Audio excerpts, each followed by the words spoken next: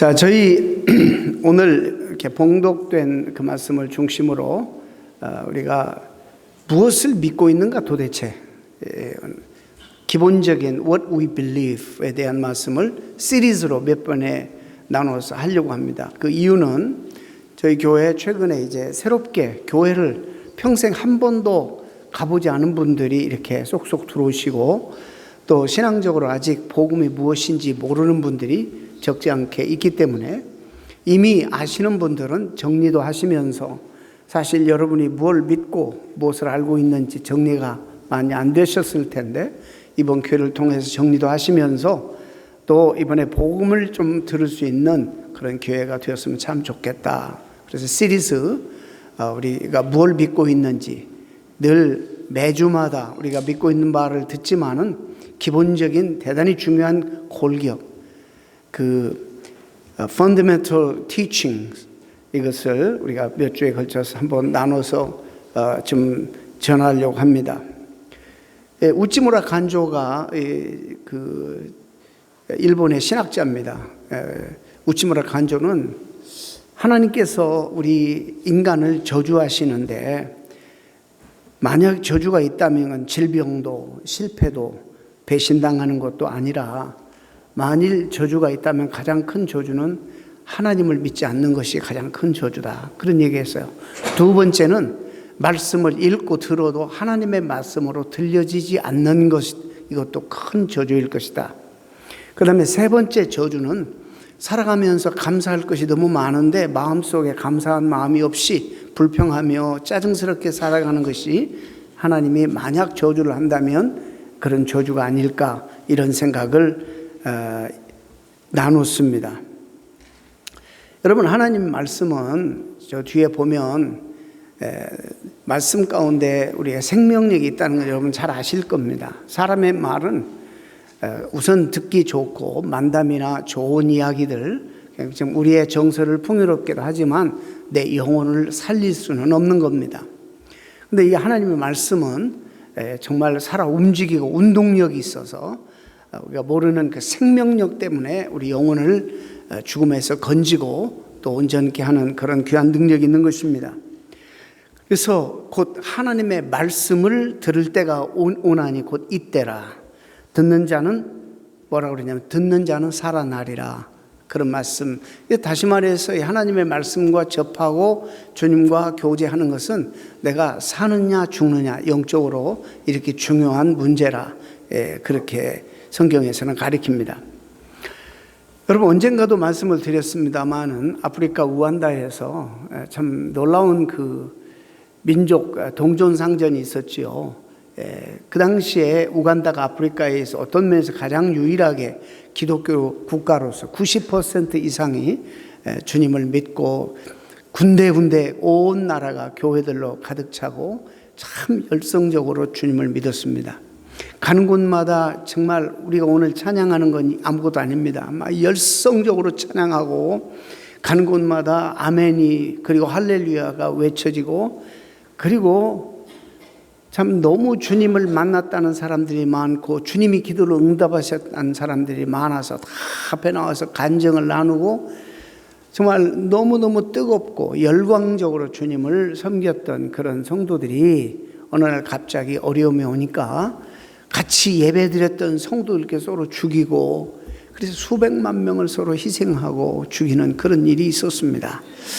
도대체 어떻게 이런 일이 있을 수 있을까? 어떻게 하나님을 섬기는 백성들이 그렇게 잔인해질 수 있을까?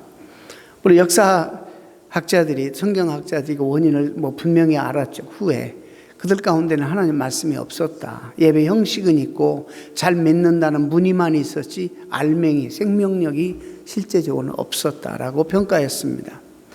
왜? 하나님 말씀 선포가 없고 자기 개인적인 서브젝티즘이 하나님 말씀의 권위 위에 올라가서 하나님 말씀은 전하지 않고 개인 간증이나 자기가 생각하는 것들이나 이런 것들만 나눴기 때문에 그들이 신앙생활을 붙잡고 유지하고 생명력을 계속 공급하는 하나님 말씀이 결여되었다라고 이렇게 평가했습니다.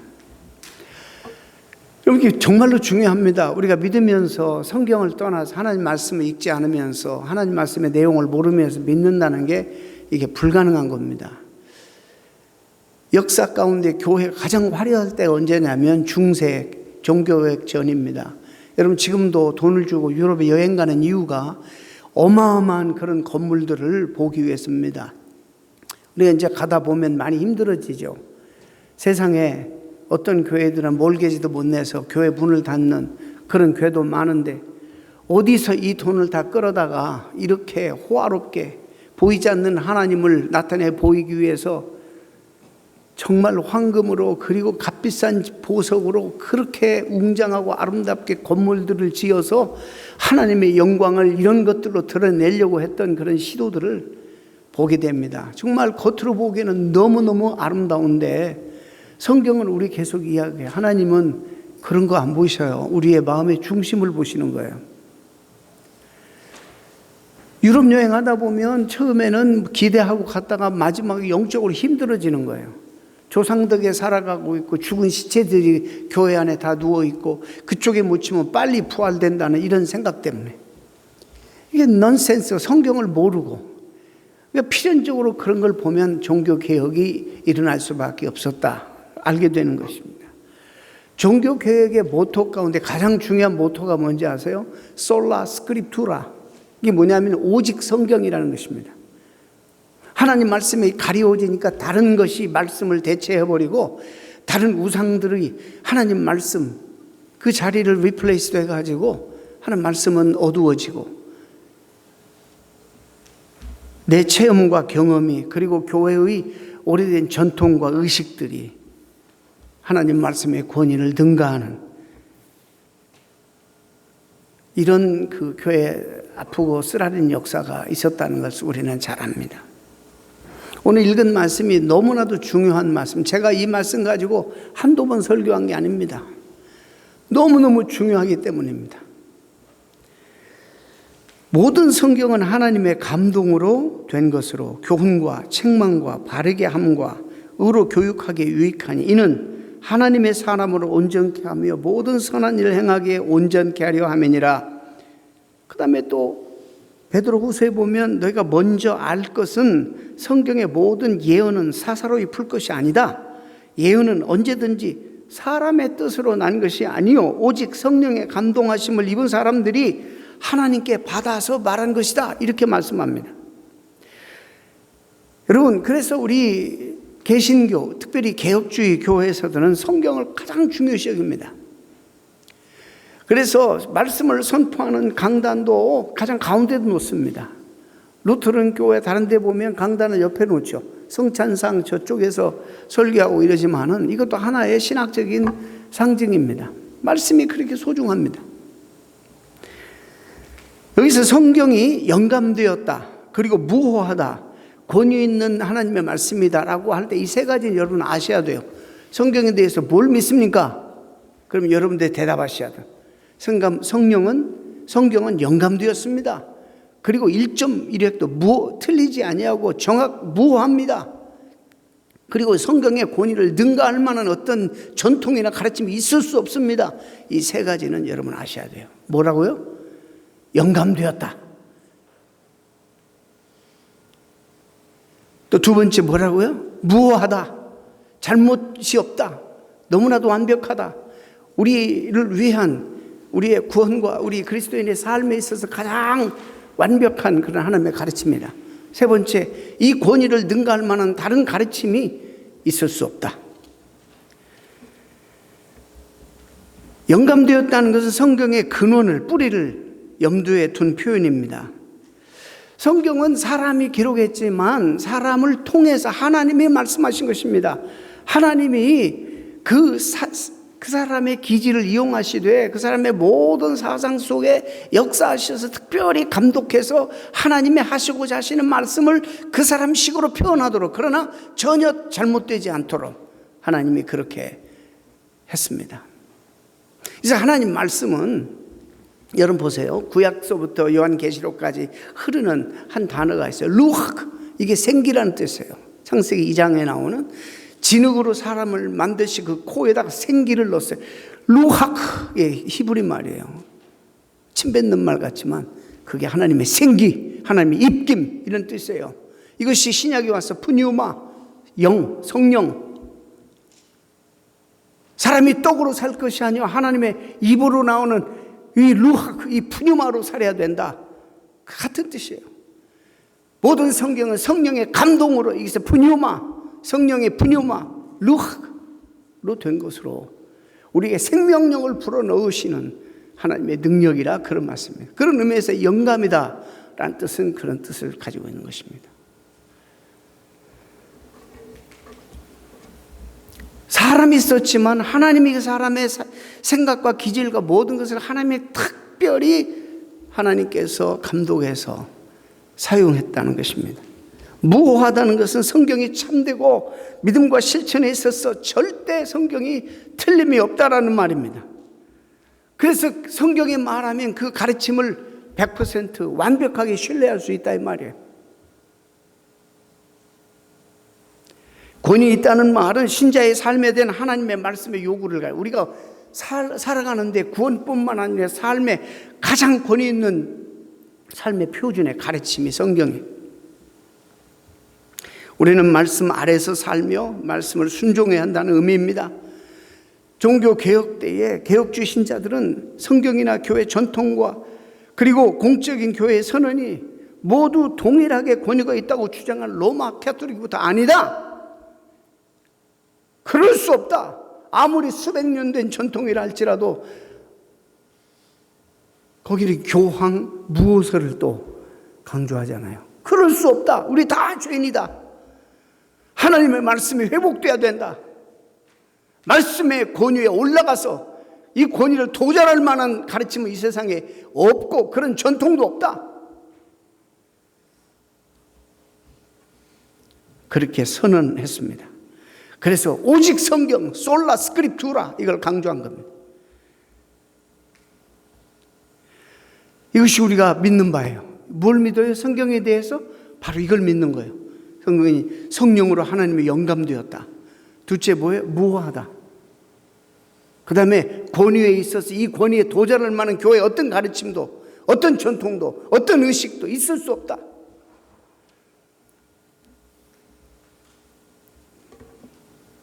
오직 성경만이 믿음과 삶에 있어서 우리에게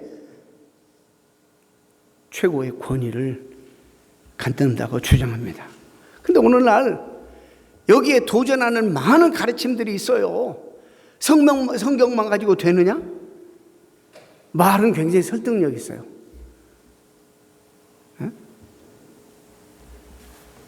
성경의 권위에 도전하는 많은 교회 가르침들이 생겨나고 그리고 이 성경의 권위를 도전하는 성경이 하나님의 말씀인지 어떻게 아느냐? 그리고 그 성경에 있는 모든 신비스러운 것들은 다 그게 신화지 말이지.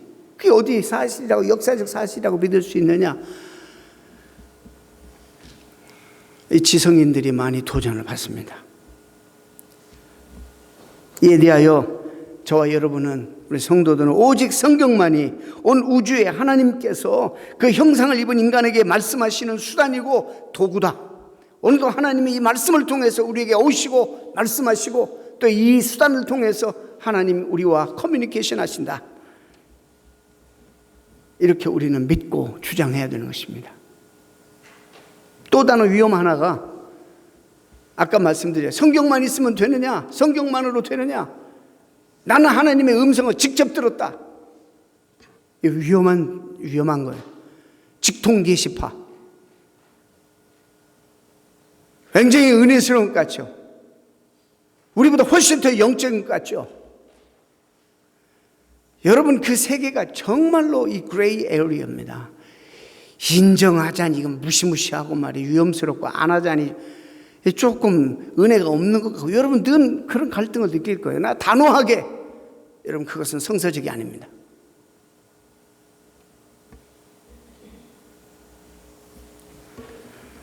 자꾸 요즘에 하나님의 자기의 직접 성경 통하지 않고 직통계시를 하셨다는 사람이 많이 늘어나요. 성령의 역사를 우리는 충분히 인정하지만 동시에 늘 말씀드리죠. 성령은 말씀과 함께 역사한다고. 말씀 없이 성령은 혼자 단독으로 역사하지 않습니다. 칼빈 신학교에 헤니스답이라는 사람이, 그 교수가 이렇게 말해요. 성령은 언제나 성경의 등을 타고 다닌다. 성경의 등을 타고 다닌다고 이렇게 표현했어요. 버나드 콜레버는 성경은 성령의 곳간이다 이렇게 말했어요. 자, 보세요. 성부 하나님이 우리를 구원하기 위하여 그 아들 성자 예수님을 인간의 몸으로 이때 보내셨어요. 성자 예수님도 하나님이에요. 창조자였어요. 이 피조 세계를 지으실 때 같이 하셨어요. 무슨 일이든지 하실 수 있는데 스스로 제한하셨어요. 왜? 하나님 아버지께서 그를 이 땅에 보내실 때 그가 이루실 독특한 일이 있어요. 무엇이든지 하실 수 있는데 주님은 제한하셨어요. 십자가 안 지고 얼마든지 고통스러운 길을 피하실 수 있었는데 내 원대로 마옵시고 아버지의 뜻대로 하옵소서. 아버지의 원대로 하옵소서. 그리고는 십자가를 지셨어요. 그리고는 주님은 하나님이셨기 때문에 무슨 일이라도 하실 수 있지만 극히 자기 자신을 제한하면서, 왜? 하나님이 세우신 질서에 따라 팔레스타인 작은 지역에서 잠시 살다가 가셨어요. 내가 가는 게 너희들에게 유익이라. 내가 가면 다른 보혜사, 나와 본질에 있어서 똑같지만 내가 아닌 다른 하나님을 보낼 것인데 보혜사 성령을 보낼 것이다.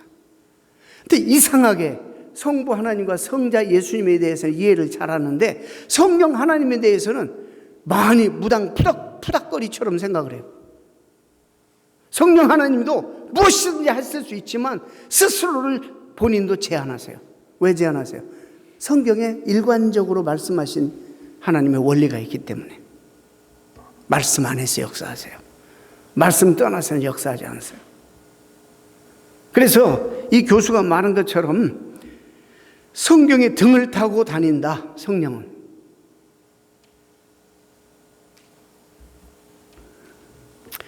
사실 성경은 세상을 구원하시는 하나님의 드라마예요. 그 이야기의 주인공은 누구냐? 여러분 아시죠? 예수 그리스도. 이야기의 절정은 그의 죽음과 부활에 있습니다. 그것이 바로 성경의 가장 중요한 핵심이에요. 거기에 나타난 하나님의 우리를 향한 사랑. 여러분, 지도를 쫙 펴면 제일 먼저 여러분 뭘 보셔야 되냐면, 어디 가다가 지도를 쫙 펴면 뭘 먼저 보셔야 될까요? 내가 어디 있는지. You are here. 75분 타고 쭉 올라가다 보면 휴게소가 나와요. 이제 용변을 보고 나오면 지도가 이렇게 유리 속에 이렇게 디스플레이 되어 있어. 보면은 노란 것 마크하고 화살표를 딱 찍어서 You are here. 여기서부터 내가 가는 방향 얼마 내가 가야 되겠구나, 얼마나 왔구나, 이런 거 아는 거예요.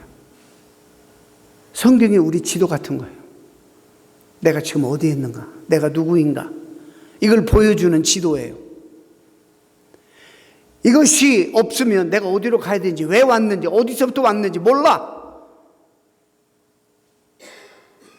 그리고 성경은 지도일 뿐만 아니라 나를, 이 말씀이 빛이 되고 내 발에, 죄악 가운데 이제 어두워졌기 때문에 길을 못 찾는 나에게 내 발에 등이고 길이 되어서, 빛이 되어서 나를 그리스도 앞으로 인도하는, 구원자에게 인도하는, 죄를 해결할 수 있는 방법을 이 성경책이 우리에게 제시하는 거예요. 성경에 그래서 두 가지 큰 질문이 있어요. 첫 번째, 성경이 말하는 가장 큰 질문은 네가 누구냐, 내가 누구냐, 내가 어디에 와 있느냐, 이 질문이에요. 그것을 설명해요. 그 다음에 두 번째, 마태복음 16장에 과연 그리스도가 누구냐?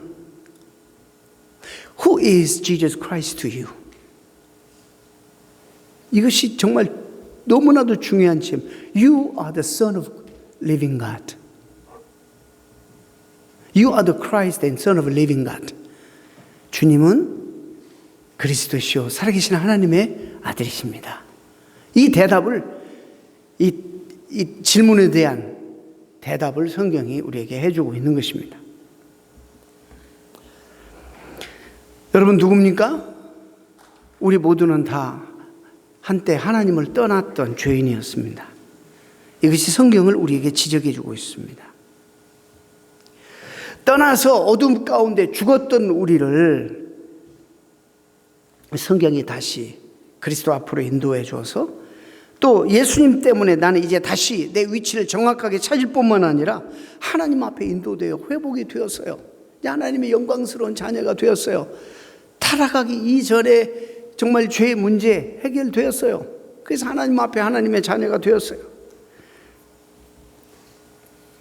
이 간단한 질문에 대한 대답을 성경이 늘 우리에게 가르치고 있는 거예요. 그리고 이제 구원받은 백성이 이제 앞으로 어떻게 살아야 될 건가를 또 설명하는 거예요. 너희가 거듭난 것은 썩어질 씨로 된 것이 아니요 썩지 아니할 씨로 된 것이다. 거듭난 우리가 새 생명을 얻은 것은 썩어질 씨로 된 것이 아니고 썩어지지 아니하는 살아있고 항상 있는 하나님의 말씀으로 되었느니라. 여기서 썩지 않은 씨, 말씀, 이것이 원어적인 해석 가운데 하나가 아까 루학, 푸뉴마 이런 뜻도 있지만 좀 죄송합니다. 이 단어에서 뭐가 나왔냐면 파생되냐면 남자들의 정자, 이 단어가 여기서 나왔어요. 살아있는 생명을 일으키는 생명력이 있는 이 단어가 여기서 나왔어요. 하나님 말씀 여러분 우습게 보면 안 돼요.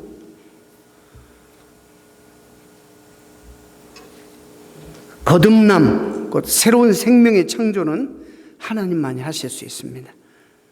거듭나게 하시는 방편으로 뭘 사용해? 말씀을 사용하시는 겁니다. 말씀을. 그러니까 말씀을 안 들으면 믿음이 생길 수가 없어요. 근데 이게 희한합니다. 하나님 말씀은 이게 에너지가 있어요. 예? 운동력이 있어요. 여기서 에너지라는 말이 나왔다 그랬죠. 그렇기 때문에 하나님 말씀이 아니라 그 외의 것들을 신앙의 토대로 삼는 태도, 이것이 바로 사이비입니다. 참 조심해야 돼. 이 시대에 사이비 같은 가르침들이 너무 많다는 사실을 여러분 아시고 하나님 말씀, 이 말씀에 목숨을 걸어야 돼요. 여기에 다 생명이 있어요. 그 다음에 이 말씀이 전체적으로 뭘 도대체 우리에게 어떤 것을 가르쳐 주느냐. 더 쉽게 창조에 대해서, 그리고 우리가 타락한 타락에 대해서, 그리고 타락한 우리가 어떻게 구원받는가, 구속에 대해서 이 구조를 여러분 잘 알아요. 창조, 타락, 구속. 그 다음에 하나를 더 보탠다면 새 창조, 새 하늘과 새 땅. 이 너무너무 이게 그랜드 나레티브, 하나님이 하시는 성경의 드라마예요. 창조, 타락, 구속, 그 다음에 New Heaven and Earth. 이게 성경이 말하는, 성경에 하나님 우리를 구원하시는 드라마예요. 하나님이 세상을 창조하셨어요. 여러분, 우리 개혁주의 신앙에서는 정말 창조를 중요하게 여깁니다. 제가 지난번에 한국의 신학교에서 강의했다는 거 여러분 아시죠? 장신대에서 강의했는데 강의 내용이 half gospel이에요. half gospel. 왜 half gospel이냐면 우리는 전통적으로 너무나 우리의 영혼만 구원, 영혼 구원에만 관심을 많이 가졌어요. 창조에도 관심이 없었고 이미 우리는 타락했으니까 이 타락 속에서 죄를 어떻게 해결하고 구원받는가 이것만 가르쳤어요. 여러분, 이 개혁주의 신앙의 스트렝스, 정말로 중요한 것은요, 하나님이 지으신 이 세계, 보시기에 좋았더라. 보시기에 좋았더라. 하나님이, 그래서 우리가 구원이라는 단어를 사용할 때 미국 말로 holistic salvation을 얘기해야 돼요. 내 영혼 구원. 자꾸 이렇게만 하니까 내 이웃도 필요 없어. 나만 구원받으면 돼. 이런 자꾸 좁혀져요. 하나님이 회복하시기를 원하시는 것은 구원을 얘기할 때는 우리가 가장 소중하니까 우리를 비롯해서 그가 만드신 피조세계 전체를 다 포함하는 거예요. 그렇기 때문에 우리에게는 이 환경이 너무너무 중요한 거예요.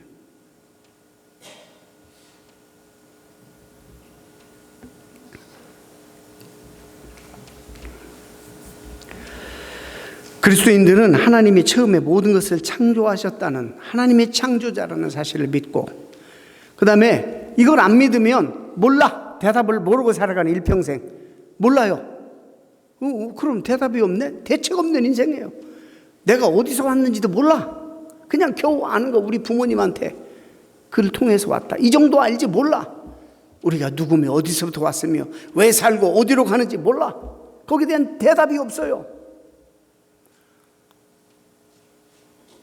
고민하려고 먹고 살기도 힘들고 경쟁사회에서 무슨 그런 쓰잘데없는 거기 뭐 밥이 나오냐 떡이 나오냐 이렇게 치부해버리고 말아. 내 인생에 대한 너무나도 소중한 질문인데 안 해.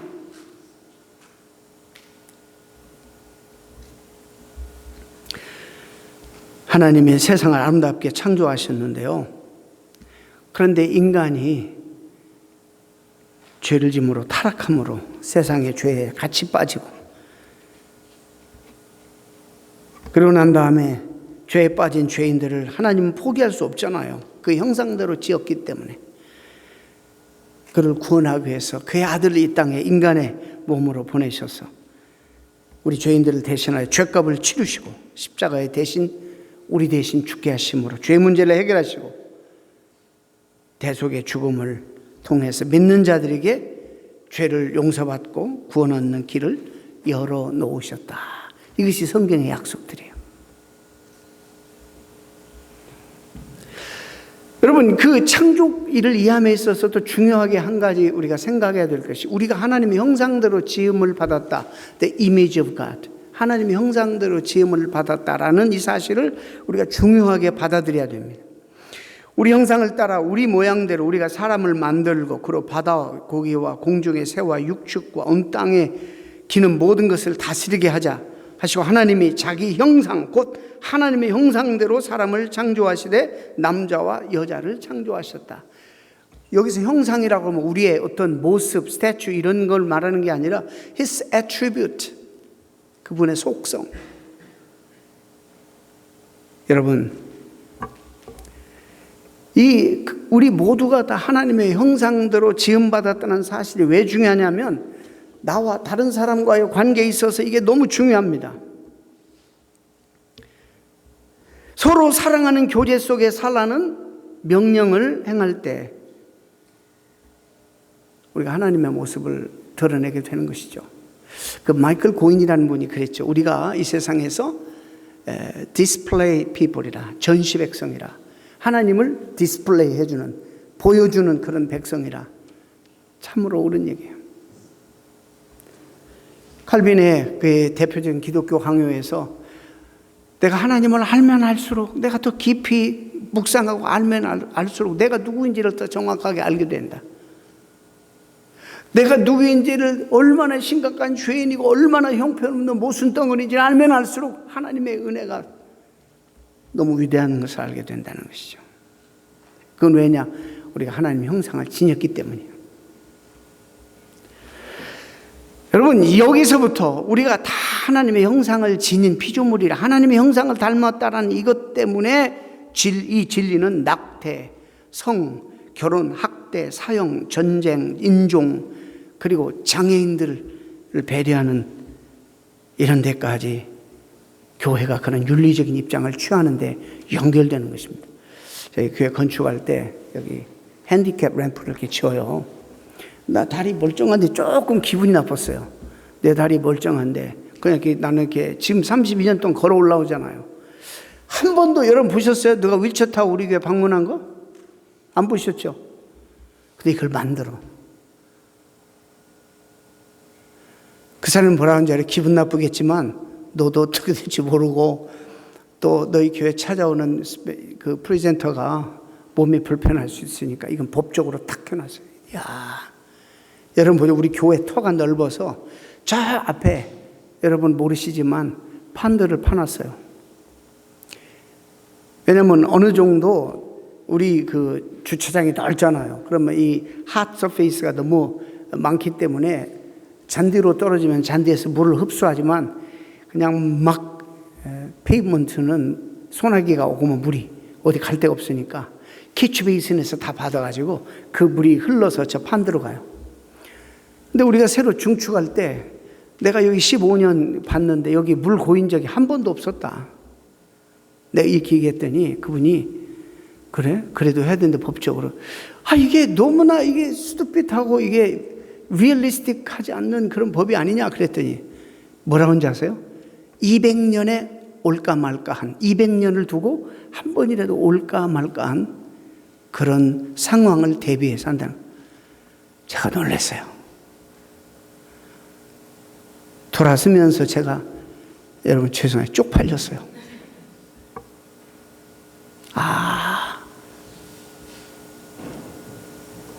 결국에 복음이 먼저 들어와서 기독교 정신으로 문화로 이런 법들을 세우고 이런 나라가 역시 선진국이다. 그런 생각을 했어요. 우리가 바로 그런 차원에서 우리가 형상대로 하나님 형상대로 지음받았다는 그런 사실을 우리가 믿기 때문에 남을 함부로 무시하거나 함부로 대해서는 안 되는 거예요. 비록 믿지 않는 사람이라 할지라도. 이것이 우리가 믿는 바예요.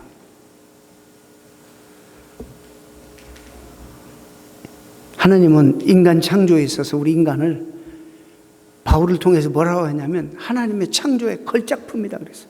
포이에마. 거기서 무슨 단어가 온지 알아요? 시적인 존재라는 거 우리 보고. 하나님이 우리를 보고 기쁨을 이기지 못하시는 너무 감당할 수 없는 아름다움이나 감동적인 거 보면 여러분 시상이 떠오르십니까? 이거는 감당할 수 없고 뭔가 써야 돼.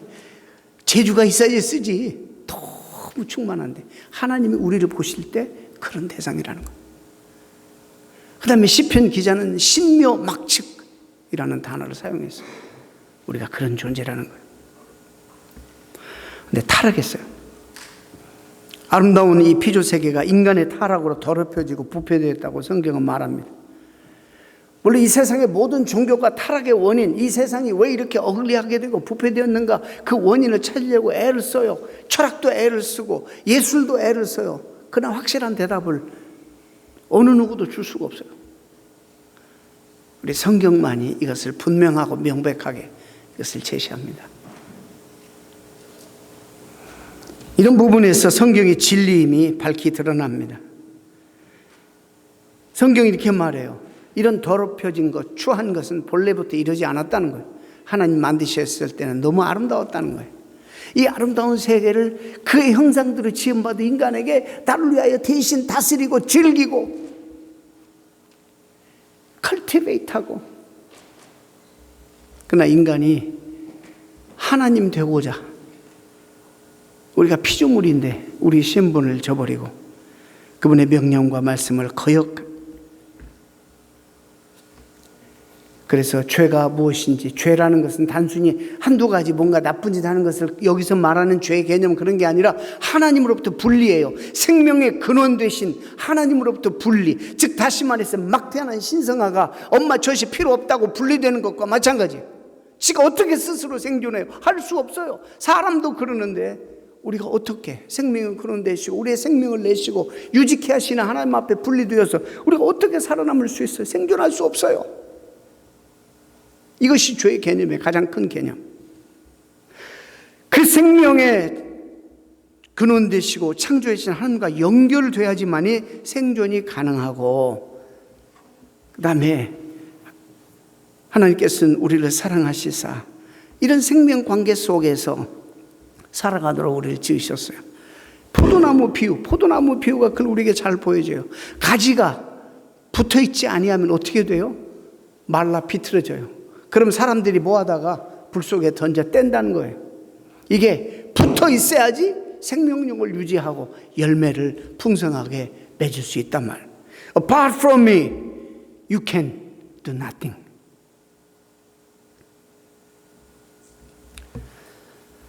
근데 하나님은 또 이런 것을 우리와 언약을 맺었어요. 뭘 언약을 맺었냐면, 내가 죄를 지으면 나를 떠나서 죽어.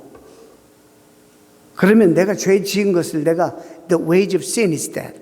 내가 죄의 대가를 지불하든지 나를 대신하여 누가 이 죄값을 대신하여 죽든지 이 방법밖에는 다른 방법이 없었어. 근데 이상해요. 하나님과 우리와 언약을 늘 뮤추얼리 언약을 맺어요. 맺는데 늘 깨는 것은 하나님이 아니라 우리예요. 하나님은 언제나 신실하게 그 언약을 지켜요. 근데 늘 우리 쪽에서 이 언약을 깨요. 그런데도 이상하게 우리는 이 해결할 방법이 없는 줄 아시고 하나님 편에서 해결 방법을 늘 내시는 거예요. 그래서 하나님 편에서 내신 방법이 그의 독생자 아들을 이 땅에 보내셔서 우리를 대신하여 제물로 삼는 거예요. 그게 십자가예요.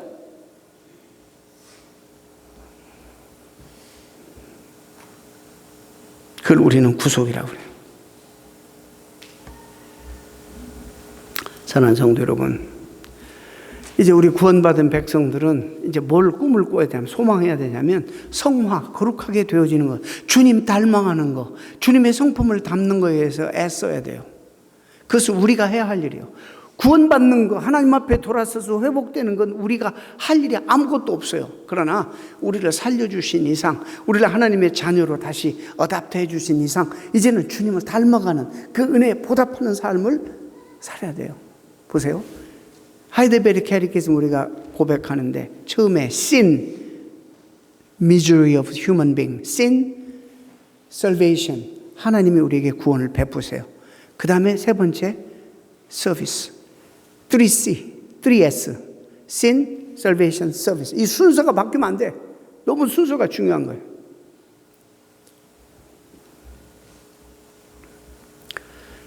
자, 그럼 이 땅에 우리가 살아가면서 마지막으로 오늘 하나님의 나라의 개념 하나만 소개하고 말씀 마칩니다. 하나님 나라가 이미 임했다 말해요. 예수님이 왕으로 이 땅에 오셔서 하나님 나라가 임했다 말합니다.